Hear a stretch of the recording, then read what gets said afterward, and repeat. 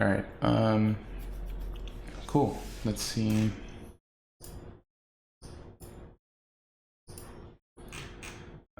So pretty interesting from Friday. From Tuesday. On Tuesday, we're pretty much acknowledging, right, the immediate continuation, which was here. And if I do recall correctly, right, we were pretty much here. We were anticipating whether this was going to continue, right, from an intraday perspective, seeing whether or not this initial push up was, even though it was obviously a reversal BOS from a scalp perspective, right, from the minor major, it was technically the initiation of the pullback. And here's something cool to note. Although that scalp scenario had worked out, it was harder to justify, the full continuation because of the support of the major intraday. And by that I mean how we didn't reach the initial POI initially, and we created the new SR there, right? Whereas I know we did come back into the POI and get a reaction from there. We won't cover that just yet. But when it comes to seeing that move play out, for example, here, like we said, whether this is going to complete the LG and then come back up, it actually did do that with EURUSD. I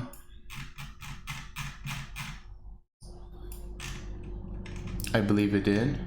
Was that here? Let me see. 31st at 9.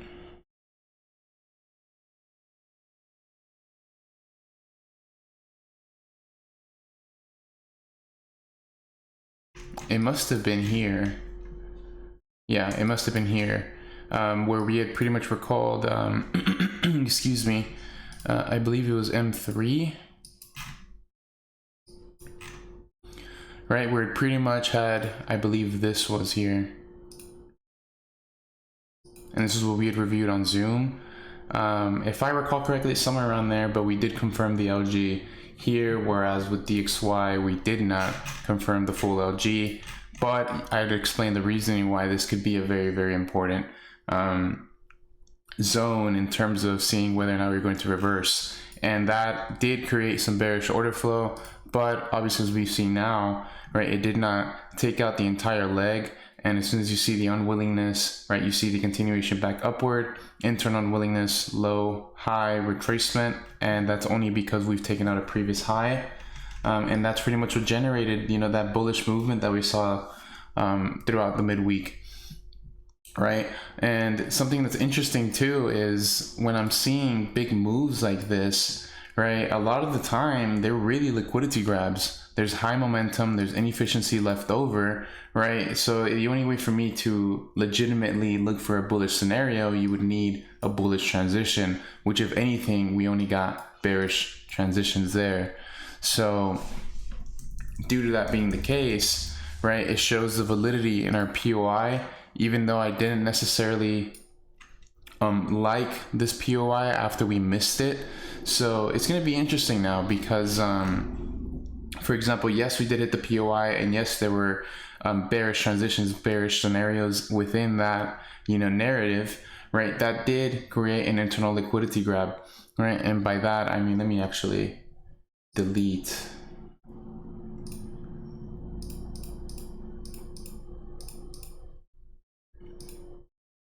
Okay. Right, and by that, I mean that we do have a bearish liquidity grab here, right? So this is really giving me that possibility that we're pretty much going to continue the bearish scenario.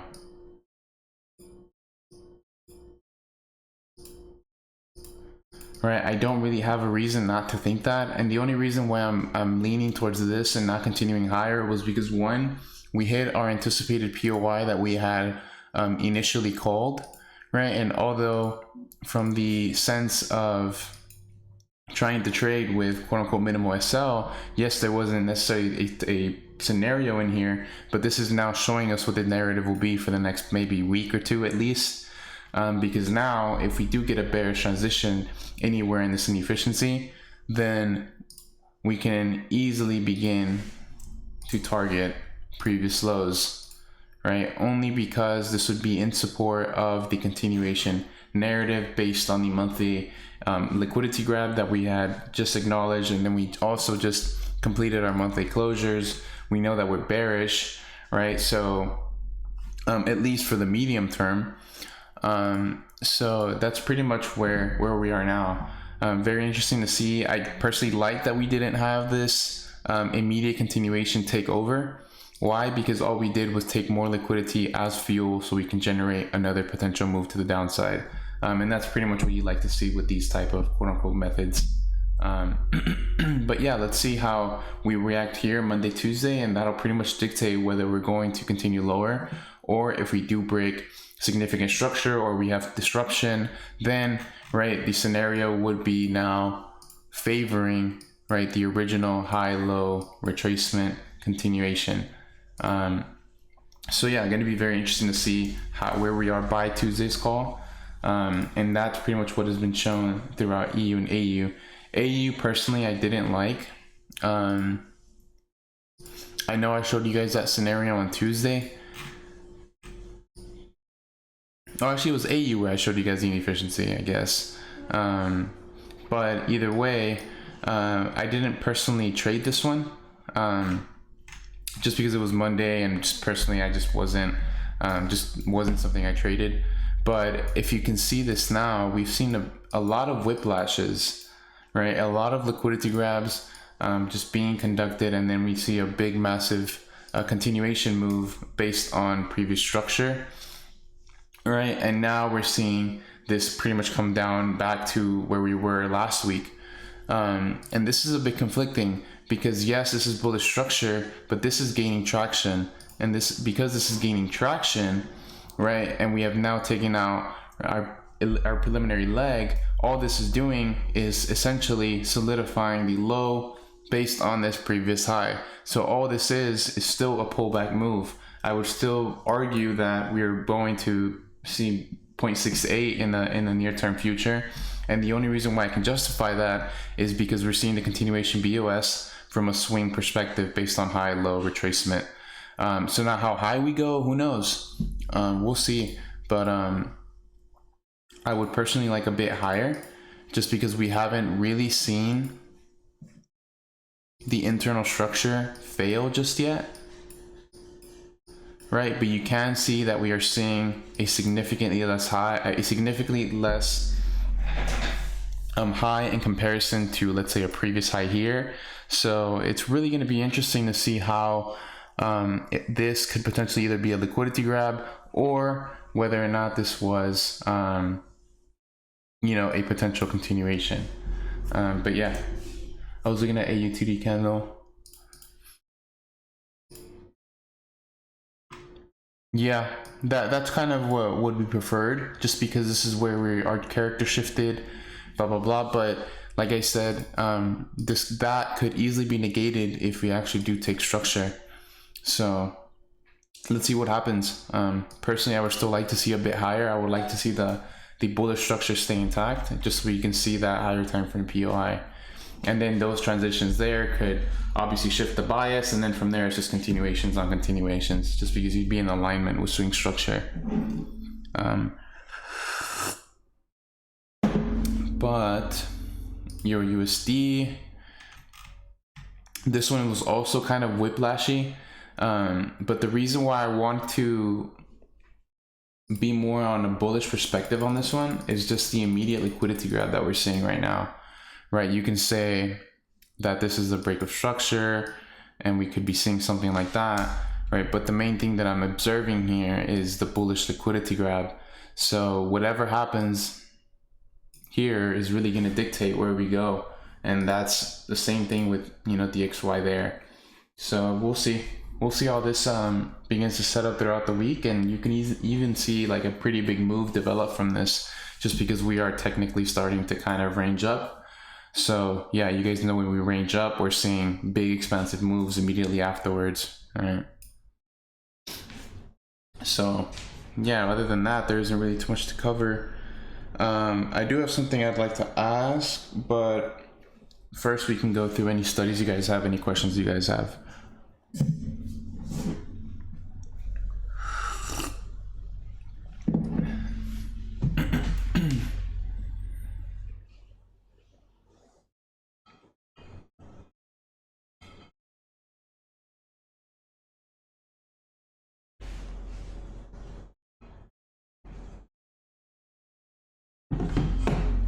Cool, any questions? Let me see if there's anybody waiting.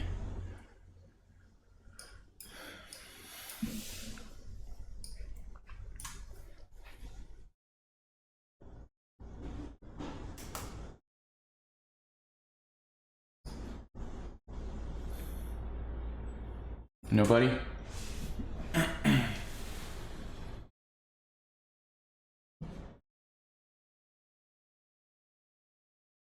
Yeah, man, that's good. That's good.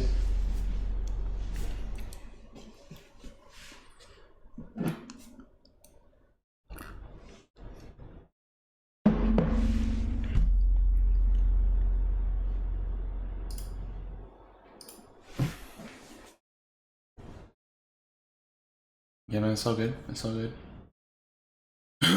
Okay, if we have no questions, I do have a question of my own. Out of everybody, like just listening to this in the call, and even for the people that are rewatching this on the RCV website,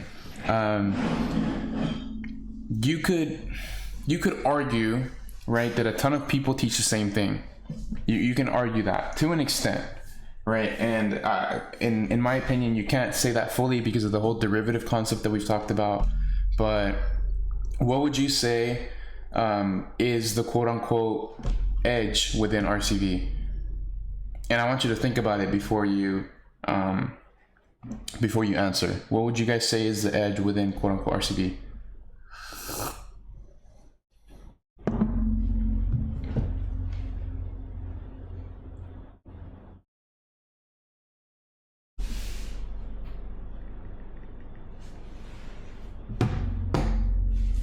I'll give you guys like 2 minutes for that.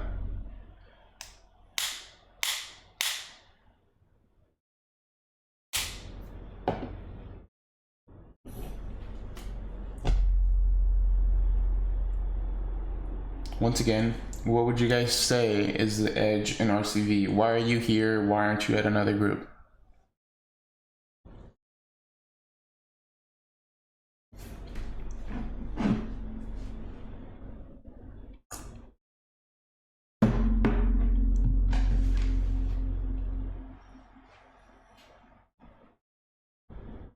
Let's say 10:58. At 10:58, I want your answers. Don't answer just yet. Let me see. World time.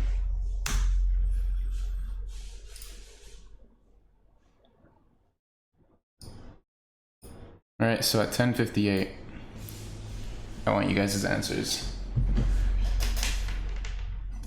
And if you need more time, please tell me before 58.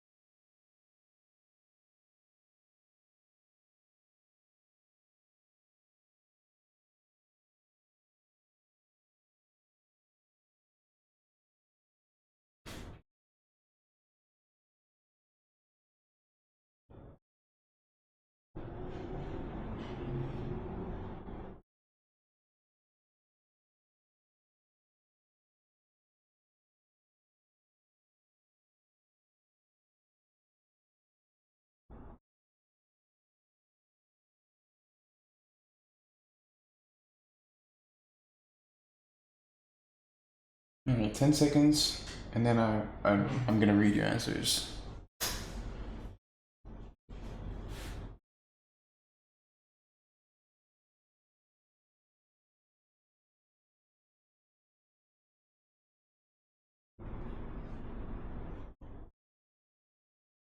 cool. Definitely. Let's see.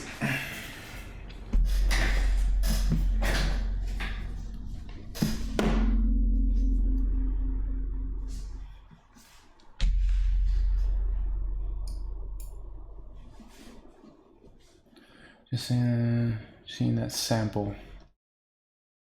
Materials we largely build a personal trading model resonates with your understanding of the material. We understand differently. Cool. Cool. That's a good one. I need to look up some. Oh, all of them are good. Don't get me wrong.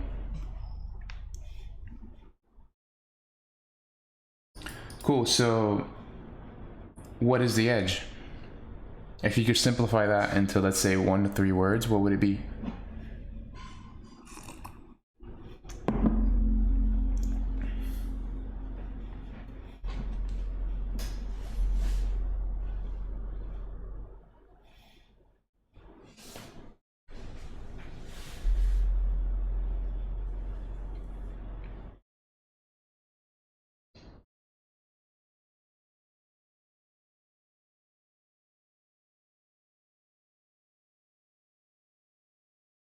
The way you teach. Okay, perfect.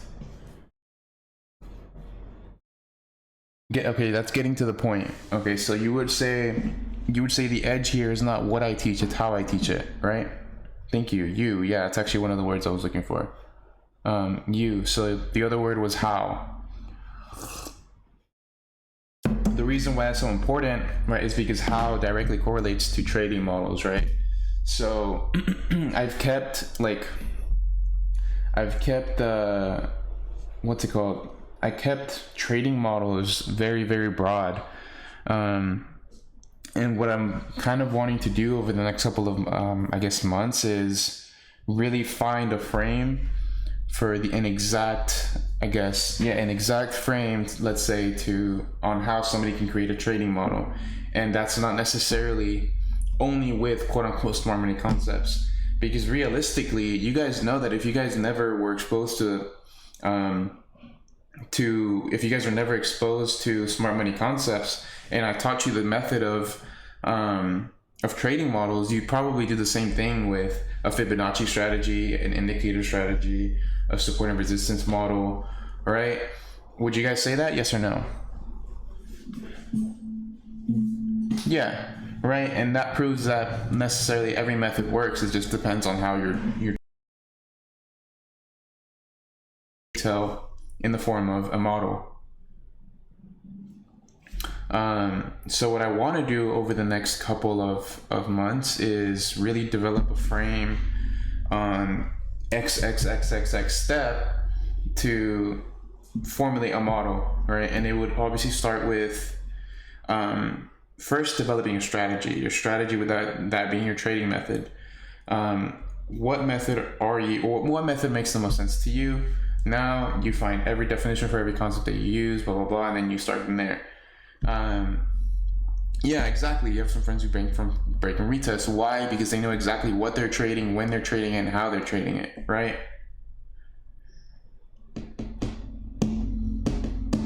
And over time, you could say you have a high win rate strategy, right? Which in reality, that's kind of what matters if you really think about it.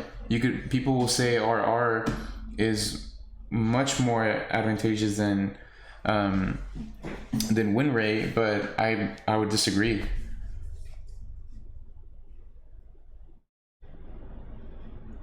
All right, possibilities over probabilities.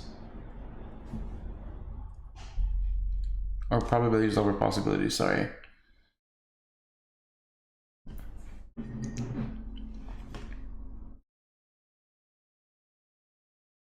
So yeah, pretty much what I'm getting at is, let's see, because when we also fix psychology, yes, is I've noticed there's actually quite a bit of people in the group that I would say are trading almost the exact same setup on a consistent basis. And for those people, if you feel like that's you, if you feel like you have a genuine model in play, I'd love to know about it. I'd love to know not necessarily what it is, I'd like to know how you came to it, right? And even if you don't, and if you're seeing consistency but you're taking different types of trades, I'd still like to know that too, because your model is much more ambiguous therefore you can, you know, trade different scenarios. So I'd really like to study how you guys have progressed with that, not only with how I've directed everything, but just seeing how you've gone about it. What exactly have you done? How have you done it? How long has it been? And, you know, just all the details. So that's pretty much my little announcement for today. I really want to know how you guys came to getting your model specifically, and I want to get some data off that, and then, you know, start to formulate off from there.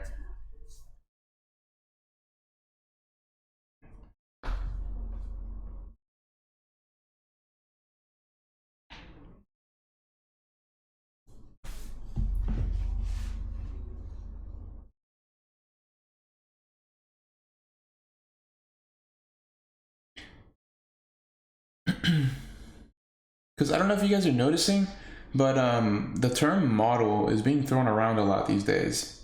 But I feel like if traders actually understood what a model meant, it would be much more beneficial to them. Because whenever I see models, I just see some dumb shit, if I'm being honest, especially on Instagram.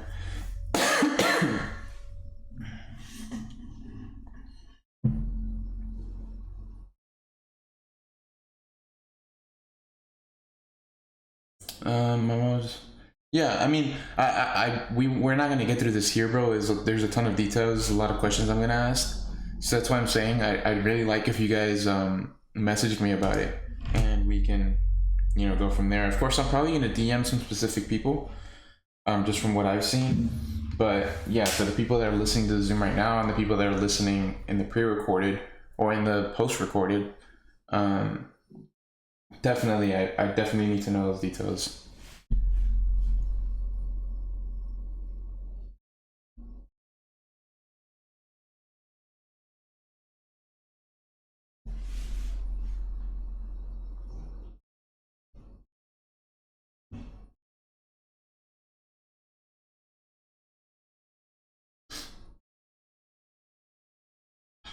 But yeah, I mean, unless you guys have some questions, anything you guys want to talk about,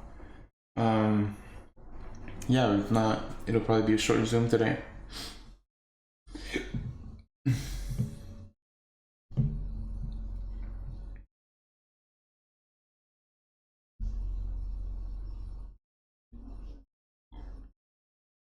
Yeah, man, I hope you guys are doing well. Hope you guys are doing well.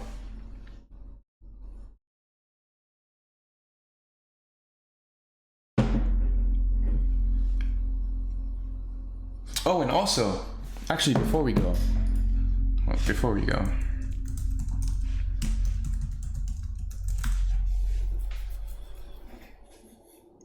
what's you guys' opinion on this? I didn't think this would be literally 50-50. This is super interesting, but if you guys can come in and if you guys can come in and answer this for me, or even give me some opinions right now, I'm really genuinely interested, because I'll give you guys my take now if you guys care to know.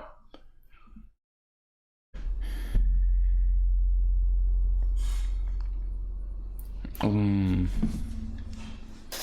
it's all hypothetical though. So from everybody who's listening right now, what would you say when figuring out what you want to do with your lives? Do you want to do what you enjoy, or enjoy what you do?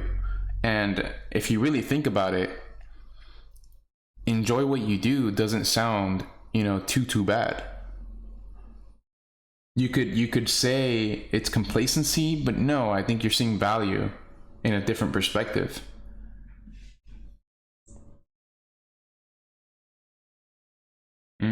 See, it's kind of 50-50 almost.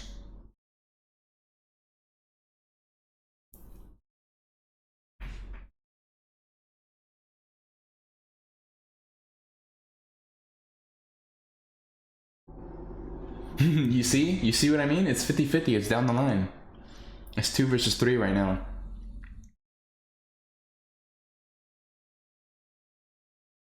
But I mean, think about it. Like, it really just falls down to what it is that you do. Because, for example, you can find joy in a shitty job by pretty much humbling yourself, by seeing a different perspective of somebody that doesn't have what you have. But at the same time, you could pursue what you enjoy, get a career out of it, and enjoy your life, right? It can go both ways. So my take on this would be to, well, it just depends on what your end goal is, I think. For example, when you want to figure out what you want to do with your lives, one, what is your goal? Like, two, let's say I just want to be very successful. Okay, what do I see as very successful? I need time to figure that out, but just off the top of my head, I'd like to make a lot of money so I could do X, X, X, X, X. Okay, how much is a lot of money? Let's say, starting maybe 10K a month, growing into 100K a month. Okay, so you're looking for something that can grow and something that you enjoy. So based on, you know, me from a money perspective, I'd have to do something that not only I enjoy, but also something that would probabilistically be in my favor for me to succeed. What does that mean? For example, look, I'm good with numbers. I'm good with charts, right? So I'd have to do something within the line of work that is associated with those characteristics that can pay X amount in order to, you know, reach my goal. So in the perspective of, you know, wanting to be successful, what do I want to do with my life? Well, I have to find, you know, what am I good at? And then I have to find those groupings in an industry that would suffice with my, you know, goal, right? Does that make sense? I hope I didn't chop that up too much.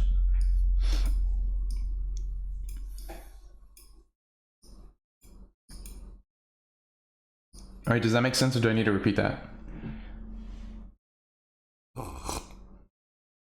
Okay, so when trying to figure out what you do with your lives, number one, what is my goal? My goal is to be successful, right? Okay, what is success to me? Let's say, and it obviously varies for everybody, but I'm just going off the top of my head. Okay, make a lot of money. Why would I make a lot of money? Why would that make me successful? Because now I can actually do what I enjoy to do. So, so a lot of money. How much is a lot of money? Okay, let's say maybe starting 10K, but it can eventually grow into 100K. That would be eventually the goal, 100K a month. Because that would then be 7 figures, and you'd have the freedom to really do whatever you want. And just based on the research I've done, anything more than that becomes very, very tedious, and you become almost a slave to your own company or whatever it is that you do.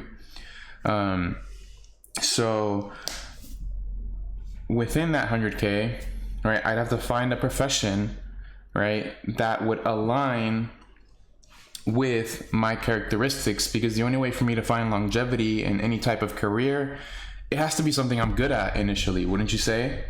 Or something that aligns with something I've been previously good at, right? And that would be numbers, charts, whatever, right?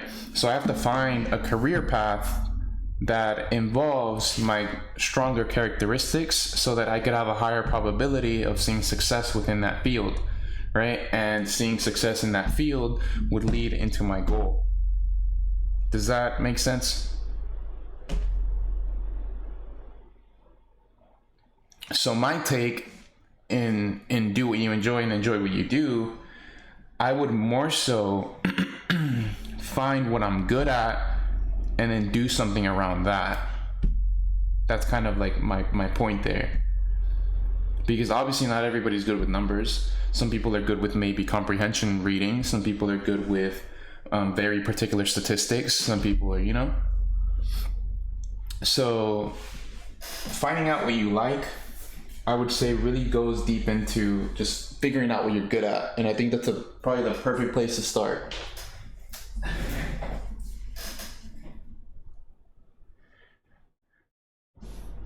Do I get genuine joy out of trading? I would say no, bro. I get much more enjoyment out of this. There's a lot of fulfillment with RCV. I wouldn't say there's a lot of fulfillment with trading. Trading's a boring job. Think about it. But at the end of the, at the same time, wouldn't you say a boring job is the best type of job?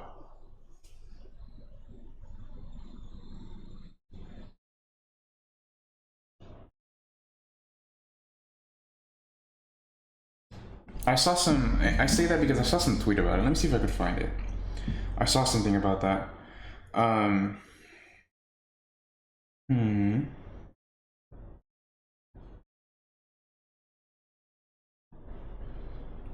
Dang, I'm not gonna be able to find this.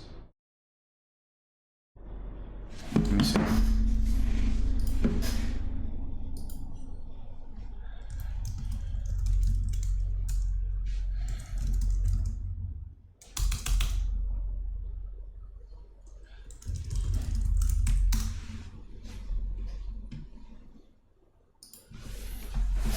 Oh no, I mean, that's not what I'm saying. I'm not saying if you're good at something, that doesn't necessarily mean you'll enjoy it as a job. That really just depends on what it is that you're talking about. Excuse me. Any tips for when boredom on the charts hit? Well, how many hours are you looking at the charts, bro?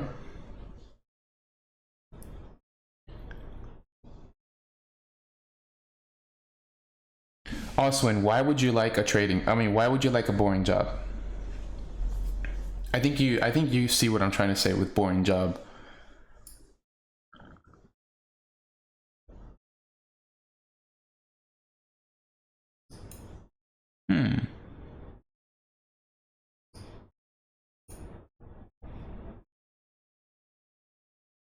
No, that's not it.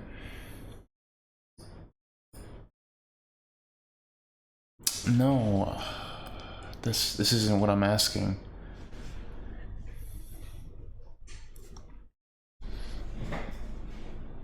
Making money with minimal effort, not minimal effort. Yeah, that's kind of what I would align with.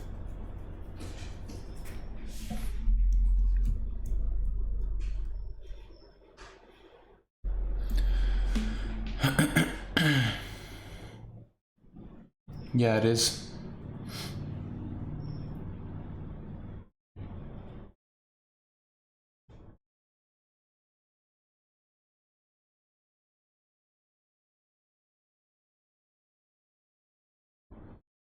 Okay, so based on your logic, would you say trading is a boring job?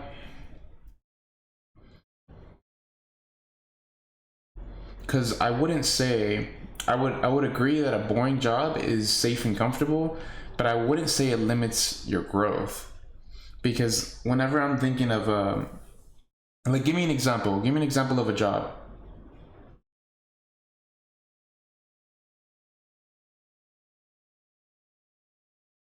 Give me an example of a boring job that fits that, safe and comfortable but limits your creativity and growth. What would be an example of that?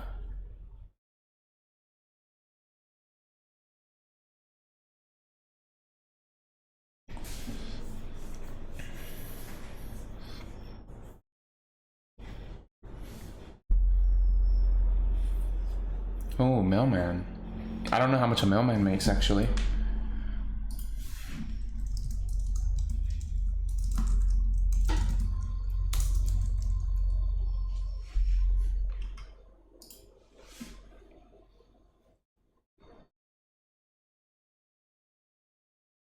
So about $30 an hour.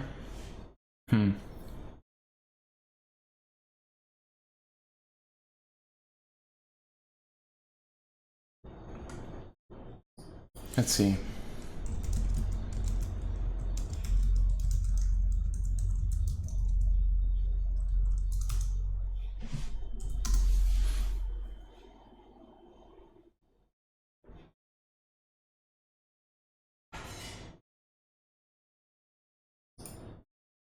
Interesting. No.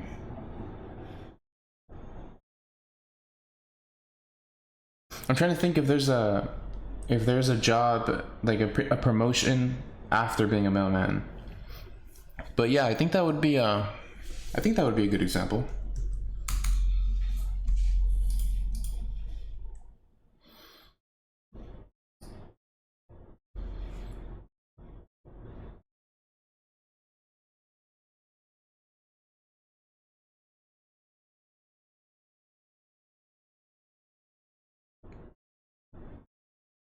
Well, I disagree with that, bro. You can have a job, but your growth is 100% depending on you. How engaged are you with your job? What are you doing outside of your job? Like, growth isn't necessarily directly tied to a job. You could have a productive day at work, and then you could work on yourself, whether it's gym, whether it's spiritually, mentally, outside of your job, and that's considered growth. Are you really growing? Yes. Like, are you growing financially? Probably not. But are you growing? Yes.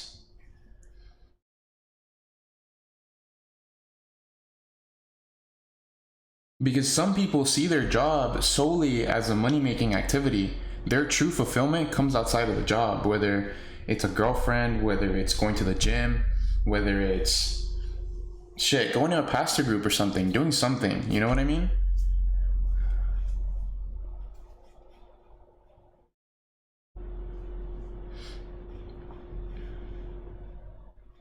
Yeah, so would you say money fulfills you? Because that's what you're kind of implying there.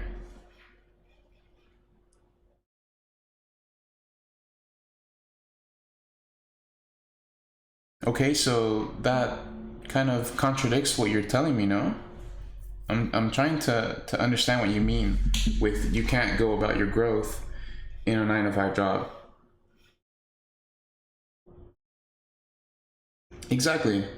That's why a good job is, like I said, just 100%, you know, your money-making activity. And then, like you said, you're doing accountancy. That means that you probably have 2 busy seasons a year. You're making, I mean, depending on what kind of, accounting job you have, you can make anywhere from 50 to 150K, you know?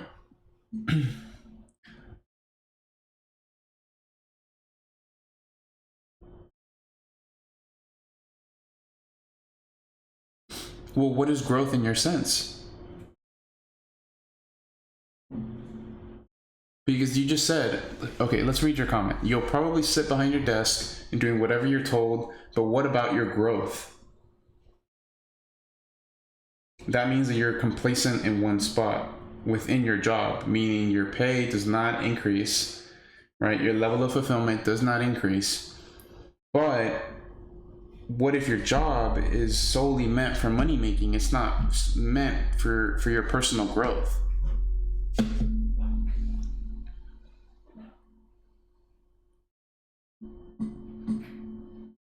It's just, I find it a bit confusing to what you're trying to say. And I don't like how any of you do not turn on your mics. Like, I don't know why you guys are trying to type everything.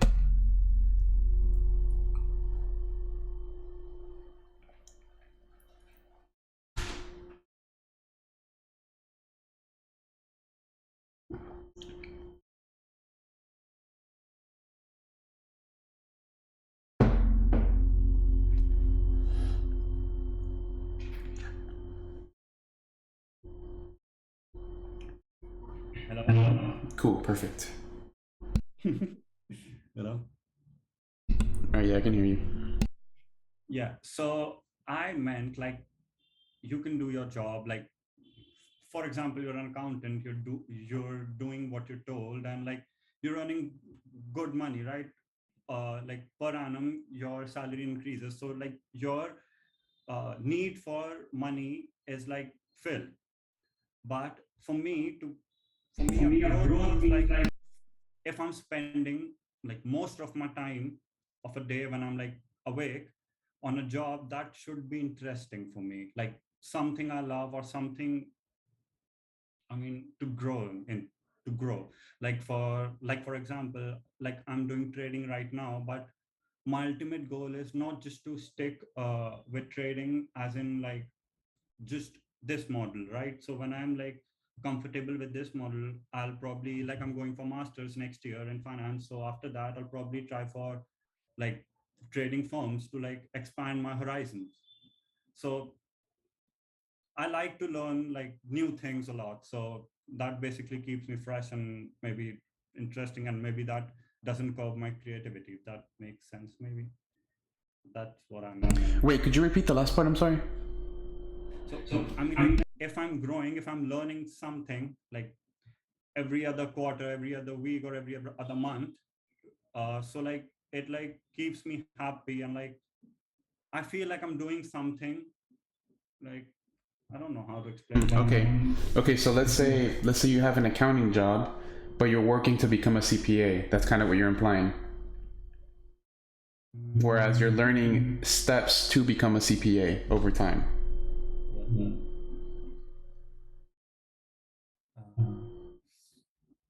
It's like for example, like what you just said.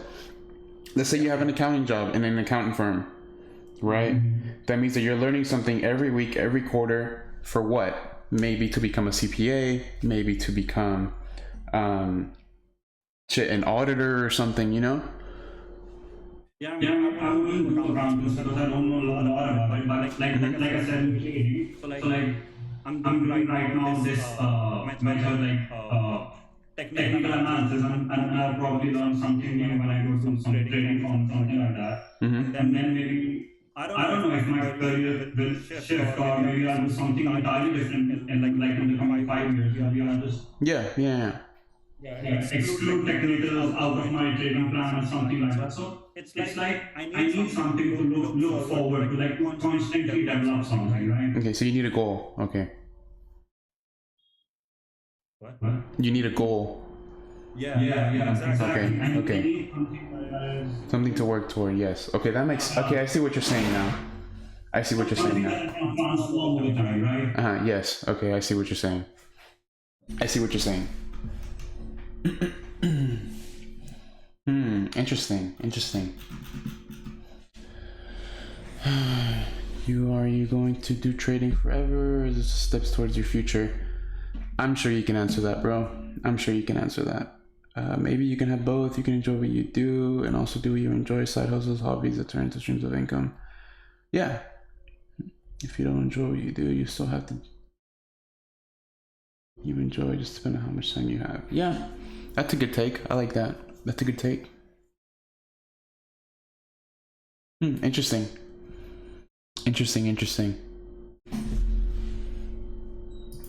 But yeah, I'd definitely like to see how this concludes over the next 6 days.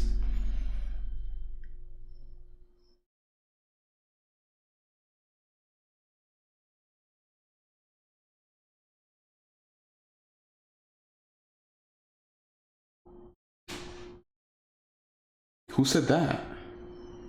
Well, oh, okay, never mind. I see what you're saying. No, I mean, I think you're missing the point, bro. We all trade for money. Ultimately, let's be fucking real. We all trade for money. But if you trade to chase money, the psychology isn't there. So, like for example, yesterday's conversation with Tomas, it was pretty much you exclude the whole money aspect because you're so focused on the result and not on the process. So you never get to the result because that's what you're solely focused on. You're focused on the destination. You're not focused on the journey. That's pretty much the entire psychology thing behind saying that, if that makes sense. Yeah, because let's be fucking real.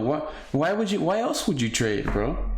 Like, ultimately, why, from a raw perspective, why would you trade outside of for money? Okay, you trade for money. Now, how do you trade to make money? Right? Psychology, models, etc. Right? But you have to disregard that result. You have to focus on that model part. You have to focus on that foundational part in order to get to that goal, which is to make money. You see what I mean? Well, yeah, bro, you have to fall in love with trading in order to genuinely see some success from it. Because the second you lose your passion for trading, you probably won't want to do it. That's why they're saying that they do it for the love of trading, because it fulfills them financially and it's also something they enjoy to do. You see what I mean?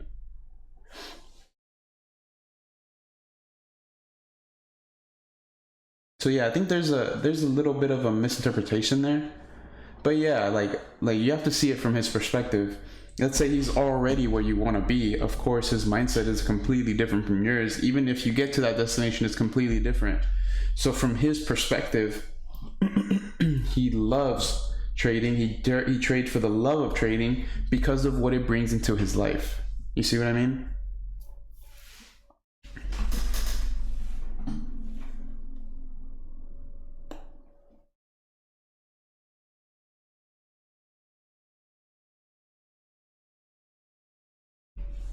But yeah, I think we can wrap it up here, don't you think? I think that's a good little stopping point.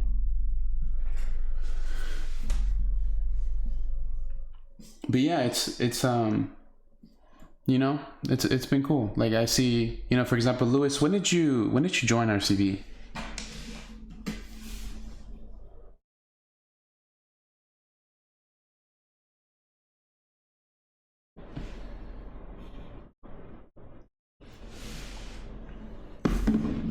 October 2020. Damn, you're closing in on 2 years.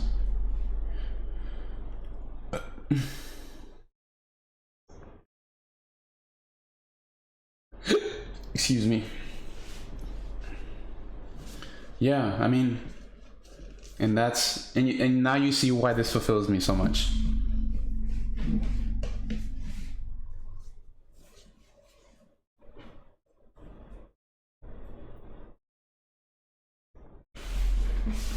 Very, very interesting.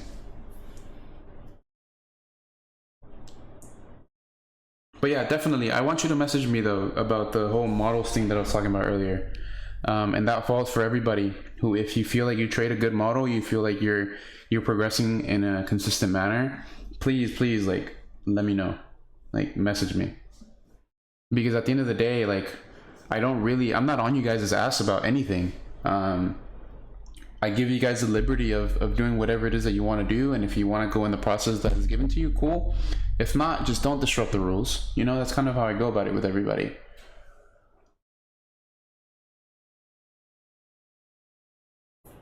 So yeah, just guys, don't remember to message me about that, because I'm definitely going to need it as soon as possible.